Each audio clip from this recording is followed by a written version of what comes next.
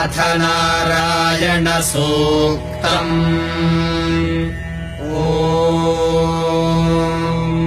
सहस्रशीर्षम् देवम् विश्वाक्षम् विश्वशम्भुवम् विश्वम् नारायणम् देवमक्षरम् परमम् पदम् विश्वतः परमान्नित्यम् विश्वम् नारायणगुम् हरिम् विश्वमेवेदम् पुरुषस्तद्विश्वमुपजीवति पतिम् विश्वस्यात्मेश्वरगुम् शाश्वतगुम् शिवमच्युतम्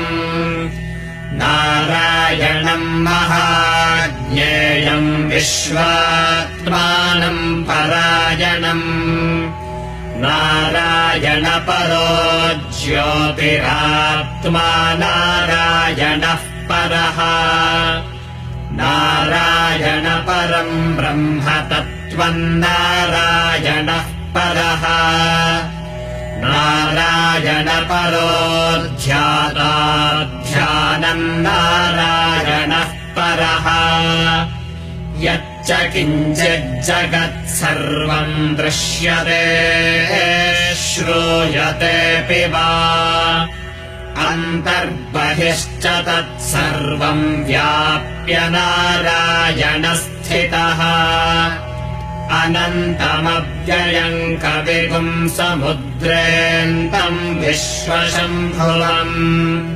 पद्मकोशप्रतीकाशगुम् हृदयम् चाप्यधोमुखम् अधो निष्ट्यावितस्त्यान्तेनाभ्यामुपरि तिष्ठति ज्वालमालाकुलम् भाति विश्वस्यायतनम् महत् सन्ततगुम् शिलाभिस्तुलम् पत्याकोशसन्निभम् तस्यान्ते सुशिरगुम् सूक्ष्मम् तस्मिन् सर्वम् प्रतिष्ठितम् तस्य मध्ये महानग्निर्विश्वार्चिर्विश्वतो मुखः सोऽग्रभुग्विभजन् तिष्ठन् नाहारमजरः कविः तिर्यगूर्ध्वमधः शायीरश्मयस्तस्य सन्तता सन्तापयति स्वम् देहमापादतलमस्तकः तस्य मध्ये वह्निशिखा अणीयोर्ध्वा व्यवस्थितः नीलतो यदमध्यस्थाद्विद्युल्लेखेव भास्वरा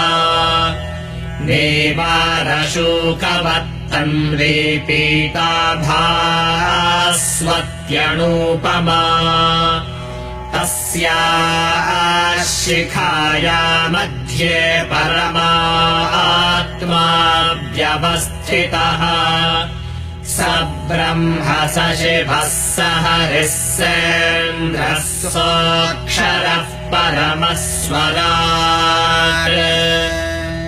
ऋतगम् सत्यम् परम् ब्रह्म पुरुषम् कृष्णपिङ्गलम् ऊर्ध्वरेतम् विरूपाक्षम् विश्वरूपाय वै नमो नमः नारायणाय विद्महे वासुदेवाय धीमहि